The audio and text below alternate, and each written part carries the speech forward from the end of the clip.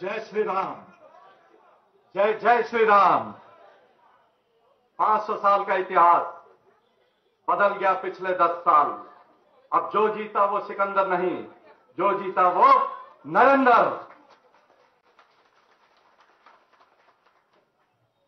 तेणु आम माननीय प्रधानमंत्री श्रीजुक्त नरेंद्र मोदी जो भारत निर्माण रे तांकर जो निजर जो निजस्व रोल अच्छी से जो भाया भारत को गढ़ी उठी एक नूतन भारत ता देहरे ओडिशा पाई भाई से जहाँ सबू करिसंती एटा गोटे नूतन ओडिशार आगाज आज आरंभ हैला। गोटे नुआ ओडिशा, गोटे नुआ सरकार एवं माननीय प्रधानमंत्री जो विजन अच्छी ओडिशा पाइका सेटा को साकार करने आपण माने समस्तिंकर योगदान दरकार, सारा ओडियांकर योगदान दरकार, सारा ओडिशावासी योगदान दरकार एवं बीजेपी रो आम भाई भौणी कार्यकर्ता समस्तिंकर योगदान दरकार।